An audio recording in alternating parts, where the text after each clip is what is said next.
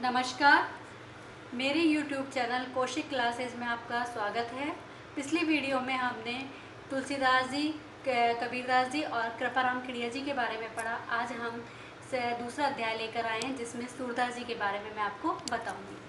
सूरदास जी का जन्म सन 1483 ईस्वी में दिल्ली के निकट सीही नामक गांव में हुआ था। कुछ विद्वानों का कहना है कि इनका जन्म आगरा के समीप शाही नामक गांव में हुआ था। इनके पिता का नाम पंडित रामदास था और माता का नाम जमुना दास था।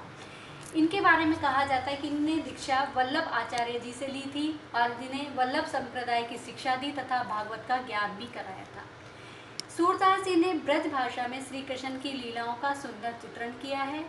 इनके लिए कहा जाता है कि ये भक्ति, श्रृंगार तथा वात्सल्य के अनुपम कवि थे और इनकी प्रमुख रचनाएं सुरसागर, सुरसारावली, साहित्य लहरी आदि हैं। सूरदास जी अष्टछाप के शीर्ष कवि के रूप में माने जाते हैं। इनकी मृत्यु सन 1563 ईस्वी में हुई थी।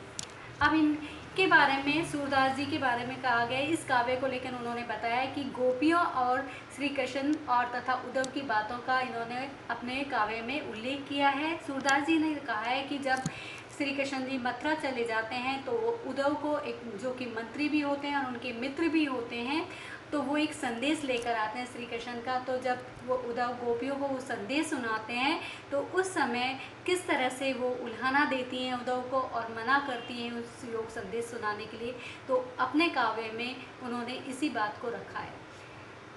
हमारे हरि हारिर की लकड़ी, यहाँ पे लकड़ी का मतलब लकड़ी से है और हरि का मतलब श्री कृष्ण के लिए कहा गया, हारिल का मतलब पक्षी से कहा गया है कि जब उद्धव के द्वारा योग संदेश सुनाया गया तो गोपियाँ कहती हैं, क्योंकि उनका प्रेम उनके प्रति बहुत अधिक था और इसी प्रेम को ध्यान में रखकर वो कह रही कि हमारा मन तो श्री कृष्ण से इस तरह से बंधा हुआ है जैसे कि एक हारिल पक्षी अपने साथ एक लकड़ी को लेकर चलता है कि ताकि वो गिर ना जाए, क्योंकि अपने पंजों में वो दबाए रखता है। उसी तरह से हम भी श्री कृष्ण से इसी तरह से बंधे हुए हैं। मन क्रम वचन नंद नंद सो उड़, ये धड़ करी पकड़ी, पकड़ी का मतलब यहाँ पकड़ना है, धड़ मतलब कैड़े रूप में कट और उर का मतलब हृदय से है। और नंद नंद सर मतलब कि यहाँ पर नंद बाबा के पुत्र श्री कृष्ण के लिए कहा गया कि हमारा मन और कर्म और तथा वचन हम पूरी तरह से उस नंद बाबा के पुत्र श्री कृष्ण से बंधे हुए हैं। ये धड़ करी पकड़ी और उसको हमने हृदय में इस तरह से बसा लिया कि हम उसे छोड़ नहीं सकते। जागत सोवत सपने सोतुक काना काना जकरी, कि हम तो जागते सोते और सपने देखते आ रहे हैं। सोतुक मतलब आंखों के आगे भी, प्रत्यक्ष रूप से भी, सामने भी हम ये सपने देखते आते हैं। और काना काना जकरी, जकरी मतलब कि जकना मतलब उनका नाम जपना, कि यहाँ हम श्री कृष्ण का ही जाप करते चले जाते हैं। सुनते ही जोग लागत ऐसो अली, जो करूँ ककड़ी, कि यहाँ पर कहा गया कि जब उद्धव के द्वारा जब योग संदेश सुनाया गया तो उसको सुनकर वो सखियाँ आपस में एक दूसरे से बात करते हुए कह रही कि हे सखी, अली का मतलब यहाँ सखी से, सहेली से, और करू का मतलब कड़ी से, और ककड़ी का मतलब ककड़ी से, कि हे सखी, जो ये उद्धव के द्वारा ये जो योग संदेश सुनाया गया, जो उपदेश दिया गया है, वो इसके समान प्रतीत हो रहा है, कड़ी ककड़ी के समान प्रतीत हो रहा है। जैसे कि कड़ी ककड़ी खाई नहीं जाती तो उसी के समान ये प्रतीत कि हमें ये योग संदेश अच्छा नहीं लग रहा है। सो व्याधि हमें ले आयो, देखी सुनी न करी, कि यहाँ व्याधि का मतलब है रोग, कि ये उद्धव जो ये रोग लेकर आया, योग संदेश हमारे लिए लेकर एक रोग के समान है जो हमने कभी देखा और सुना नहीं है। यह तो सुर तीने ले दीजिए जिनके मन चक्री हुए, यहाँ पर सूरदास जी कह रहे हैं कि गोपियाँ उल्हाना देते हुए बोल रही हैं उद्धव से कि हे उद्धव, ये योग संदेश उन लोगों को सुनाइए जिनका मन चक्री हो, जिनका मन एक जगह स्थिर नहीं रहता है, कि तुम उनसे सुनाइए। हम तो श्री कृष्ण में ही लीन है, हम तो श्री कृष्ण का ही जाप करते चले जाएंगे।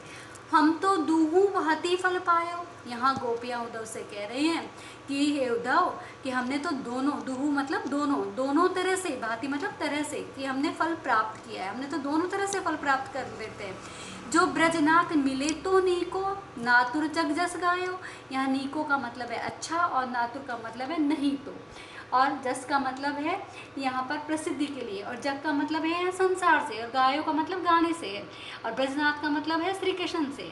कि यहाँ पर वो कह रही हैं कि हे उद्धव, यदि हमें श्री कृष्ण मिल जाते हैं तो हमारे लिए अच्छा है, निको मतलब अच्छा है, और ना तो नहीं तो यदि नहीं भी मिलते हैं तो हम तो उनकी प्रसिद्धि उनको पूरे संसार में गाते चले जाएंगे।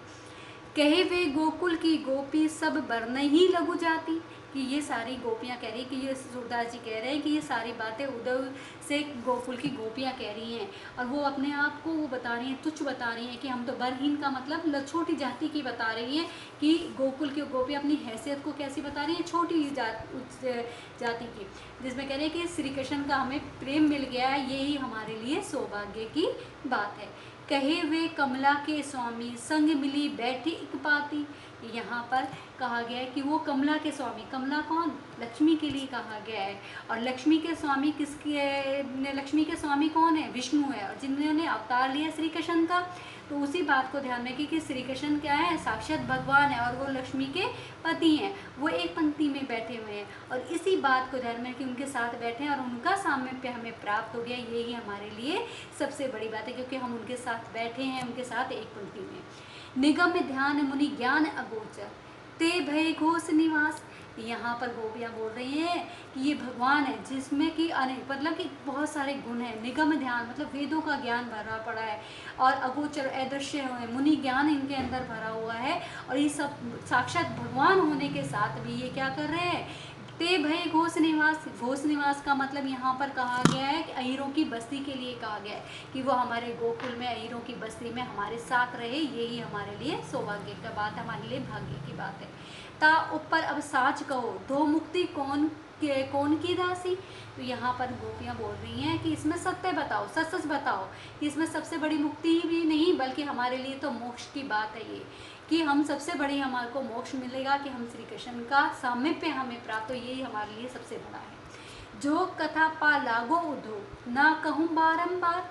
कि अब वो गोपियाँ कि जब योग संदेश बार बार में सुनाया जाता है तो वो थक जाती हैं, और वो कह रही हैं कि अब ये योग कथा हमें बार बार में मत सुनाओ। पा लागो मतलब पैर पड़ते हैं, कि हे उद्धव हम तुम्हारे पैर पड़ते हैं, हमें ये योग संदेश ना सुनाओ, न हो कहो बारंबार, बार बार में मत कहो। सुर श्याम तजी और भजे तो ताकी जन्नी छार। यहाँ सूरदास जी कह रहे कि गोपियाँ इन सब बातों से परेशान हो जाती हैं, और बार बार में उपदेश दिए जाते हैं तो उनसे परेशान होकर वो कह रही हैं श्याम तजी, मतलब कि यदि हमें श्याम के बारे में छोड़ने के लिए कहोगे तो वो हमारे लिए क्या, उसकी भक्ति छोड़ने के लिए कहोगे तो वो हमारे लिए बेकार है, क्योंकि हमारा जीवन ता जन्नी छार की मतलब हमारा छाड़ मतलब व्रत है, और जन्नी मतलब जन्म लेना, कि हमारा जन्म एक बेकार होगा, एक राख के समान होगा, तो ये हमारे लिए मत कहो। बिलक जनी मानहु उदो प्यारे। यहाँ पे बिलक का मतलब है गलत बात कही, कि हे उद्धव अब ये बातें मत कहो अनु, कि ये तो सब गलत है। वह मथुरा काजर की कोठरी जे आवे ही ते कारो। कि ये मथुरा कैसी है, काजर, काजर का मतलब काली कोठरी के समान है, तो आवे ही ते कारो, कि जो भी आता है वहाँ से वो काला है। तुम कारे सफल सूत कारे कारे मधुपा भवारे।